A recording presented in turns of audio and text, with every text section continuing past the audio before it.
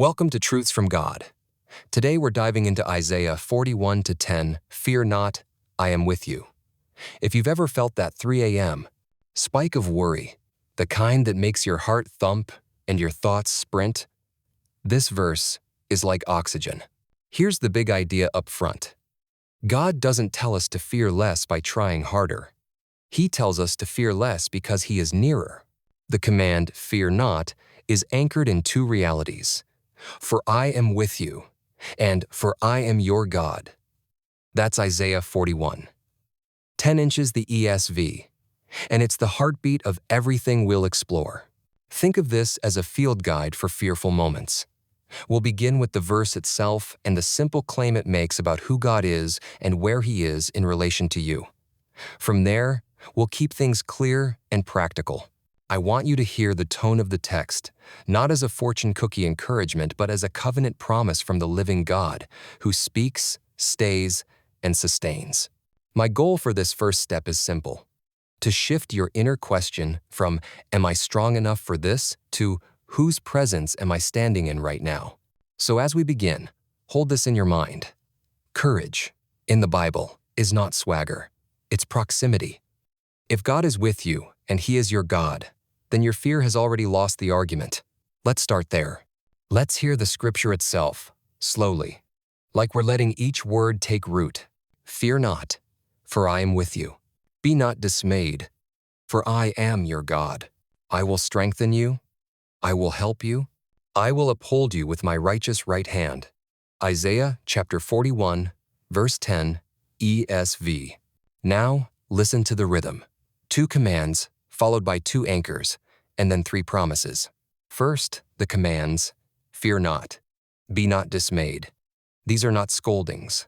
They are invitations to step out of the spin cycle of worry.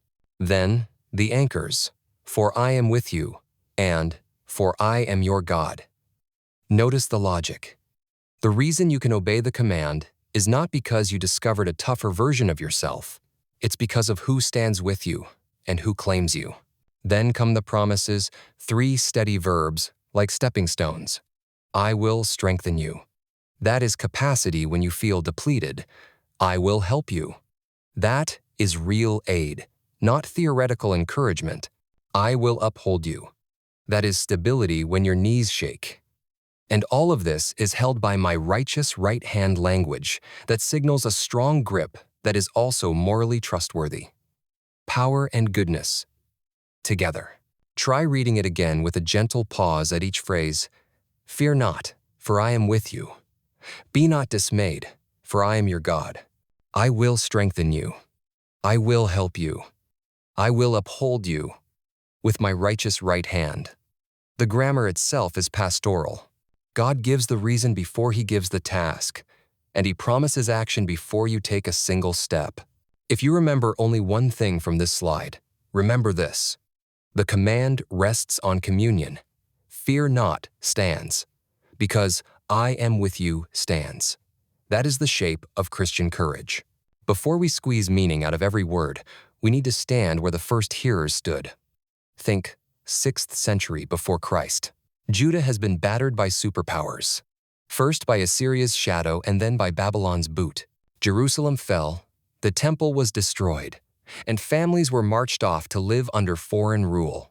Imagine the sound of a language you don't speak in the marketplace, the smell of unfamiliar incense, the ache of a calendar with no temple festivals to anchor your year. That is the air Isaiah's audience is breathing. Into that air, God speaks comfort and identity.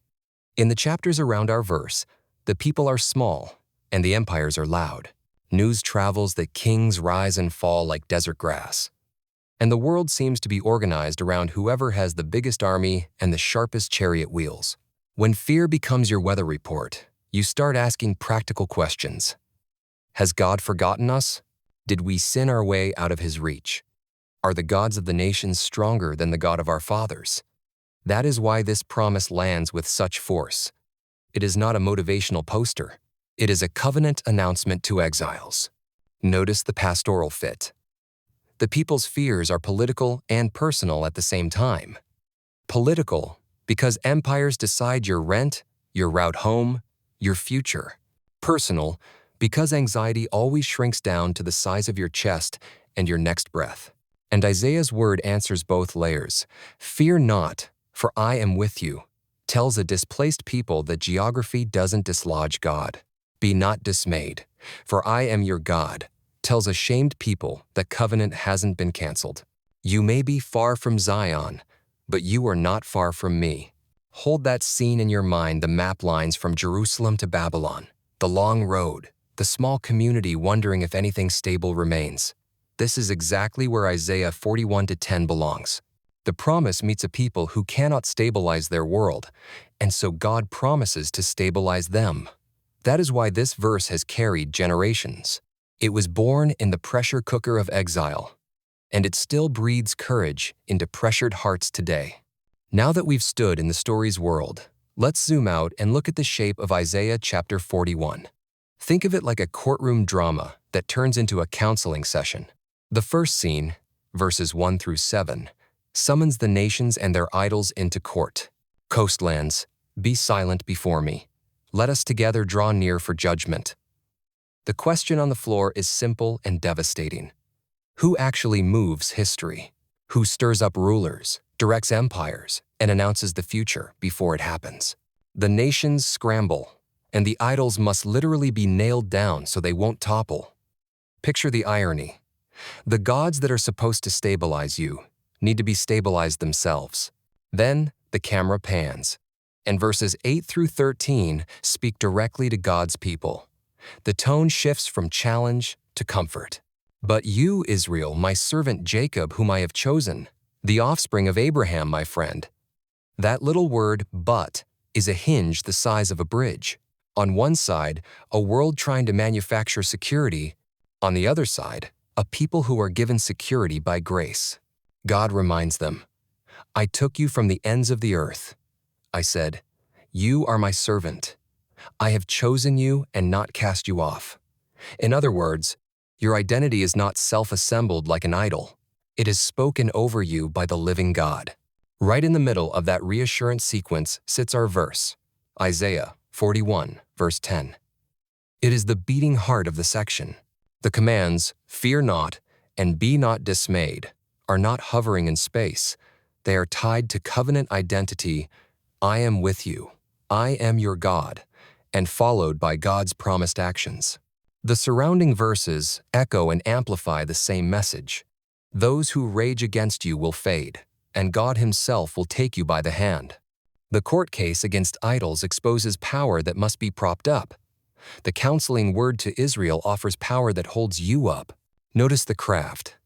The chapter alternates between they and you, between public debate and personal address. That alternation isn't accidental. It forces a choice of center. Will you live in the world where security is hammered together and constantly shored up? Or will you live in the world where security is received from the God who names you and stays with you? When you see that structure, verse 10 stops feeling like a free-floating inspirational sentence and starts reading like the central line in a carefully built argument. The idols totter, the people tremble, but the Lord speaks and his word holds. Now we're ready to spotlight the two anchors holding this whole verse steady: presence and identity. Listen to the wording again, very carefully. Fear not, for I am with you. Be not dismayed, for I am your God. That's not filler. That is the load-bearing structure. First, presence. I am with you. In the Bible, this is God's signature on moments of fear. When Isaac is pushed to the margins, God says, I am with you. When Jacob is far from home, I am with you. When Joshua faces a task too big for his resume, I am with you. Presence is not a mood. It is a reality outside your emotions that can steady your emotions. If you want the nerdy nugget, Isaiah has already given us the name Emmanuel, which means God with us in chapter 7, and Matthew points to that again when Jesus is born. But stay with Isaiah's point for now. God's with-ness is the antidote to fear's withoutness. Fear says, you're on your own. God says, I'm here. Second, identity. I am your God. This is covenant language. The Bible's way of saying belonging is settled. Think of the refrain God repeats through the scriptures. I will be your God, and you will be my people. It means you are not an orphan problem solver. You are claimed. You live under a name that is not your own, and you draw from resources that are not your own. Identity answers the deeper panic we rarely say out loud. Who is responsible for me? God's answer is not vague comfort. It's legal, tender covenant. I am your God. Put the two together and watch the logic snap into place. Presence answers loneliness. Identity answers uncertainty. Presence says, you are not alone in this. Identity says, you are not undefined in this. And that is why the commands come first and the reasons come right behind them. Fear not, because presence is true. Be not dismayed, because identity is secure. Christian courage isn't pretending the valley isn't dark. It is knowing who walks the valley with you and whose you are while you walk it. So if you need a pocket summary for this slide, take this. With-ness and belonging are stronger than threat and uncertainty. I am with you silences the lie of abandonment. I am your God silences the lie of insignificance. The verse is telling your fear, politely but firmly, that it no longer gets to narrate your future. Let's walk through the promise line by line, because every verb here is doing careful pastoral work. I will strengthen you. The Hebrew root behind strengthen carries the idea of bracing or fortifying. Think of a craftsman, tightening a beam so the whole structure stops wobbling. God is not cheering from the stands. He is adding capacity inside your frame. This is for the moment when you say, I don't have it in me. God answers, I will put it in you. Strength here is not loud, it's steady. It is the strength to make the call, to show up to the appointment, to tell the truth without flinching. I will help you. This is the language of active aid, not theoretical sympathy. Picture a friend who doesn't just text, praying, but actually shows up with a tool in one hand and a plan in the other. The promise means God's involvement is timely and personal. Help arrives sized to the situation. Sometimes it's wisdom you didn't have at breakfast. Sometimes it's a door that wasn't there yesterday. Sometimes it's simply the energy to take the next faithful step. I will uphold you. Now we move from injection of strength and arrival of help to sustained support. To uphold is to keep someone from dropping, to bear weight so that collapse doesn't have the final word. Imagine a firm hand under your elbow when your knees go weak. Fear says, you're going to fall and there's no net. God says, I am the net. I will keep you. The promise is not that the path stops being steep. The promise is that you will be held while you climb. And then the signature, with my righteous right hand.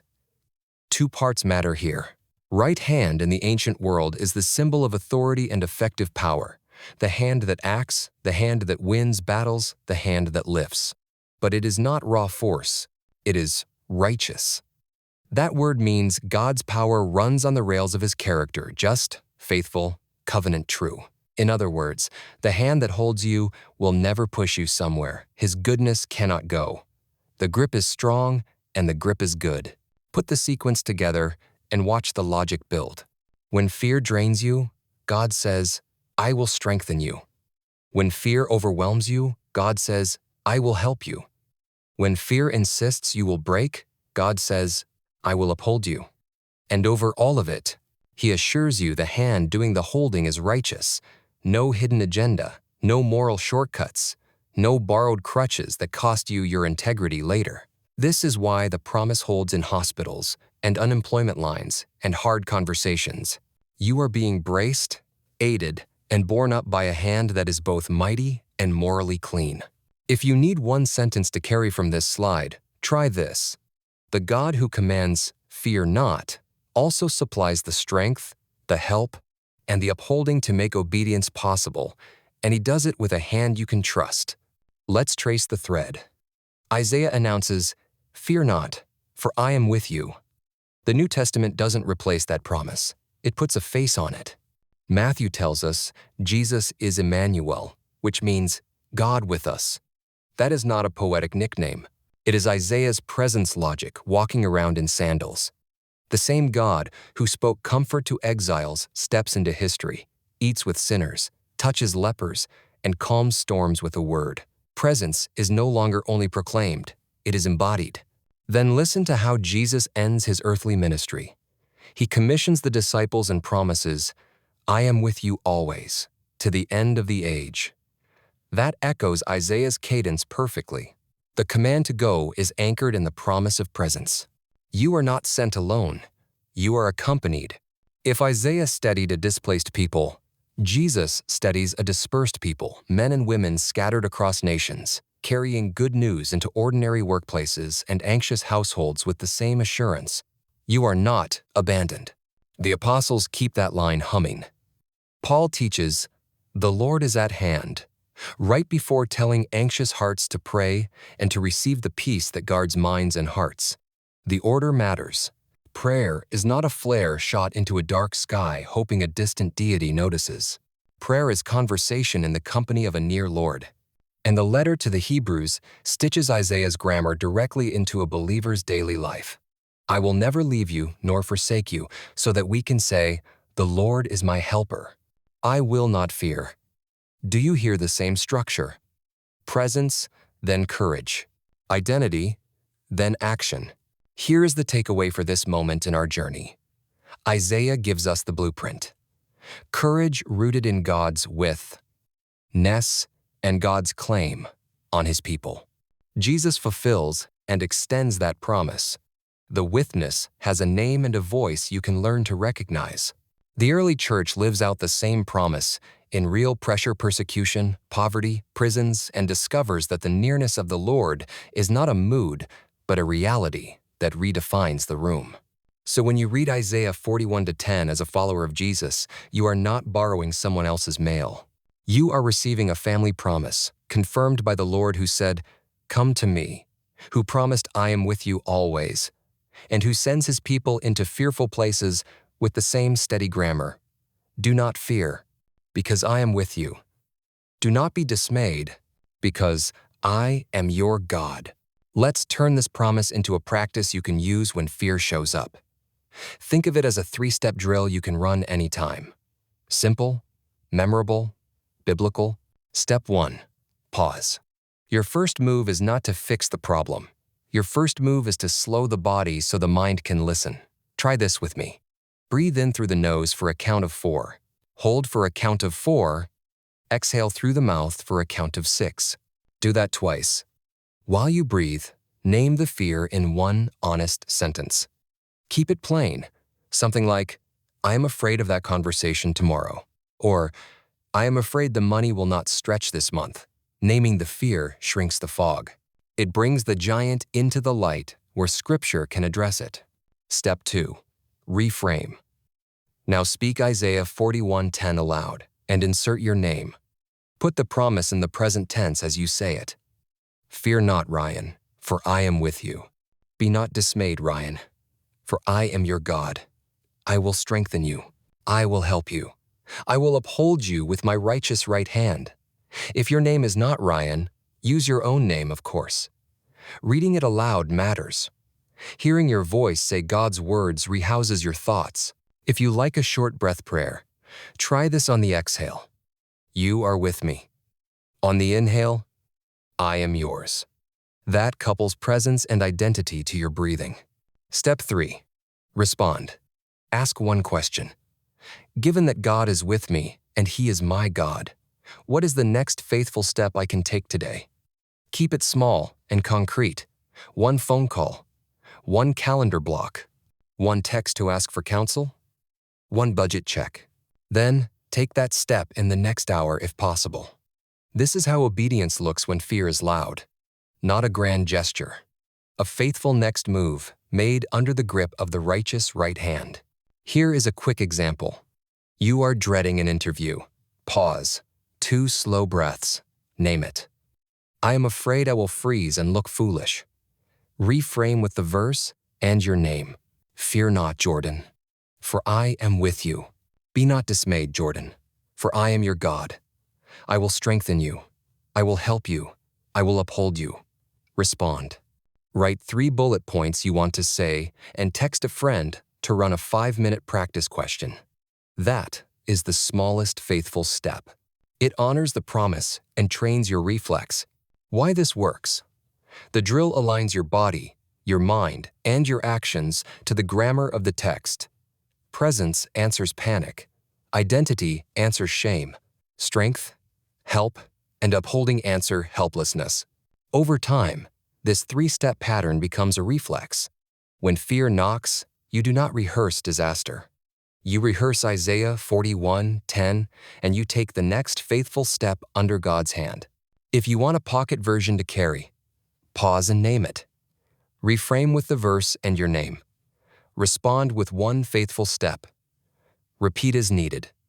The promise is steady. Let your practice become steady too. Let's slow down and let Isaiah 41:10 do heart work. If you're in a small group, treat this like guided practice. If you're alone, do the same steps with a notebook. First, a minute of quiet. Breathe slowly and listen. Then I'll read the verse once, and you repeat it after me in a soft voice if you can. Fear not, for I am with you. Be not dismayed, for I am your God. I will strengthen you. I will help you. I will uphold you with my righteous right hand. Now, reflection question 1. Where is fear loudest in your life right now? Name 1 specific situation in a single sentence. Keep it simple and concrete. Something like, I am afraid of the medical results next week. Or, I am anxious about that conflict at work. If you're with others, share briefly 20 seconds each. No fixing, no sermons, just honest naming. Reflection question 2. Of the 3 promises, which do you most need to cling to in this situation? Strengthen, help, or uphold? Pick one. Don't pick all 3. Say it out loud. I am clinging to, for example, help. This focuses your prayer and your action. Reflection question 3. Given that God says, I am with you and I am your God, what is 1 faithful next step you can take in the next 24 hours? Not a grand plan, 1 step. Make the call. Send the email. Block the time. Ask for counsel. Write it down right now. If you're in a group, say your step aloud so someone can check in with you this week. Now, shape a short prayer that fits your choice. If you chose strengthen, pray, Lord, strengthen me for, and name the action. If you chose help, pray, Lord, help me with, and name the need. If you chose uphold, pray, Lord, uphold me as I, and name the step. Keep it to 1 or 2 sentences. God's promises are clear. Our prayers can be clear too. 2 simple habits for the week. Habit 1. Memorize Isaiah 41:10. Write it on a card or set it as your phone's lock screen. Say it during your commute or while you wait in line. Habit 2. Pair the verse with a breath prayer. On the inhale, say, You are with me. On the exhale, say, I am yours. Presence and identity, woven into your lungs. Finally, a gentle group guideline. What is shared here stays here unless someone explicitly asks for follow-up. And if you offered to check in, put a reminder on your calendar before you leave. We are not trying to white-knuckle courage. We are practicing confidence in the God who strengthens, helps, and upholds. Take 15 seconds now to look at your written next step. Picture yourself doing it under the grip of God's righteous right hand. That is the shape of faithful courage. As we land the plane, here are the key sources that shape today's study, so you can keep exploring with confidence. Primary text. Isaiah 41 verse 10 in the ESV, read inside its wider context of Isaiah chapters 40 through 48. Core cross references we touched on include Exodus 15 verse 6, Psalm 118 verse 16, Isaiah 7 verse 14, Matthew 1 verse 23, Matthew 28 verse 20, Philippians 4 verses 6 through 7, and Hebrews 13 verses 5 through 6. Commentaries that pair depth with clarity. J. Alec Mocher, The Prophecy of Isaiah. John N. Oswalt, Isaiah in the Nikot Series, Volume 2. Andrew T. Abernethy, The Book of Isaiah and God's Kingdom. And for technical deep water, John Goldingay, Isaiah 40 through 55 in the ICC. Historical background that frames the exile world. Ancient Near Eastern texts, edited by James Pritchard, especially the Cyrus Cylinder, and K.A. Kitchen. On the reliability of the Old Testament. For a careful look at the larger setting, here is the one sentence I want you to carry into your week. Courage in Scripture is not the absence of danger, it is the presence of God. Because He is with you, and He is your God, He will strengthen you, He will help you, and He will uphold you with His righteous right hand. If this helped you breathe a little easier, do me a favor. Like the video, drop a comment with the phrase you most needed today, and subscribe so you don't miss what comes next. Check out our related Sunday Scripture episodes for a great next step, including Isaiah and courage-themed studies in this same series. And for daily short teachings and behind-the-scenes notes, follow us on TikTok and Instagram at Truths from God. Links are in the description. Thanks for spending this time in the Word with Truths from God. I'm grateful you're here. See you in the next episode.